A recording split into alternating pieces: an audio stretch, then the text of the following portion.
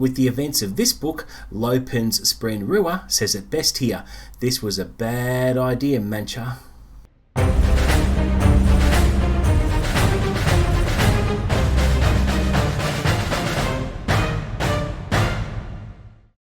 What's up guys, and welcome back to the channel. You're with Chris, and today I'll be giving my spoiler-free review of Dawnshard by Brandon Sanderson, which is part of the Stormlight archive, taking place between Oathbringer and Rhythm of War. Now this was a fantastic little read at just 247 pages, and I loved it. And I did do a mini buddy read of this one with John over at Talking Story.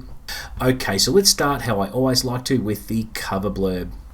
When a ghost ship is discovered, its crew presumed dead after trying to reach the storm-shrouded island Arkanar, Navani Colin must send an expedition to make sure the island hasn't fallen into enemy hands. Knights Radiant who fly too near find their stormlight suddenly drained, so the voyage must be by sea. Ship owner Risen Fattori lost the use of her legs but gained the companionship of Chiri Chiri, a stormlight ingesting winged larkin, a species once thought extinct. Now Risen's pet is ill, and any hope for Chiri Chiri's recovery can be found only at the ancestral home of the larkin, Arkanar. With the help of Lopin, the formerly one-armed windrunner, Risen must accept Navani's quest and sail into the perilous storm from which no one has returned alive.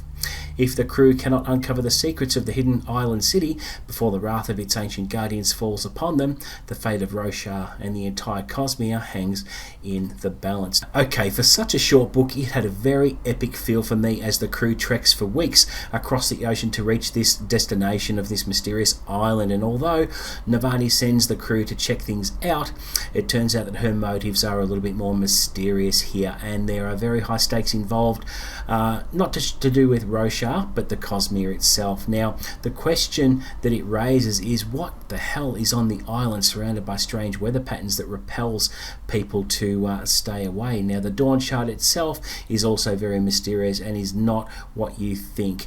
Now, there's subterfuge and misdirection within the expedition, because there is an entity that does not want the expedition to reach the island. It needs to keep the secret safe. And Sanderson, in his usual form, does deliver all the answers you crave as you get through the pages, and it is a very satisfying ending. Risen has to call on all her trade merchant skills in order to save the day. Now let's talk about some standouts here. We have Rock's daughter Cord, who is along for the voyage, and it's not clear what her intentions are besides cooking up legendary stew that Horn Eaters are renowned for, but her intentions become clear towards the end, and I like where her story arc went with this one. It was very, very satisfying towards the end. Chiri Chiri sounds like a very cute pet to own and seems like a really fascinating species, particularly how pivotal Chiri Chiri is to the storyline and her future moving forward, because she is going to be nothing but an absolute badass in the Stormlight Archive's future, I think. Now, Lopin is my man here. He gets a lot of room to move in this book. He has a fair bit of his own page time, which is great because he does really shine with his own special brand of humour and one-liners. He achieves something profound at the end. It's so good to read about, and I'll give you a quote that I mined from the book, and it's absolutely brilliant bit of dialogue here. He glanced up at the sky. "This would be a good time, oh blustery one. I will protect those I hate. I've got it, you den gancho god thing." I love the way he talks, and he's just so funny, and his Spren Rua is so cute. They have fun together. They pick on people.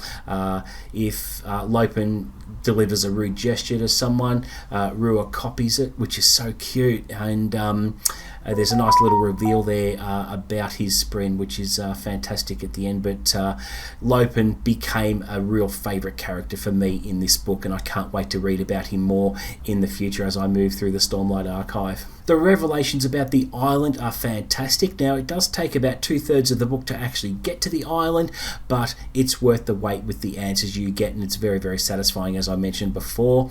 I would highly recommend this book to anyone. It has some awesome Cosmere lore. There are Cosmere connections there, which are very, very interesting.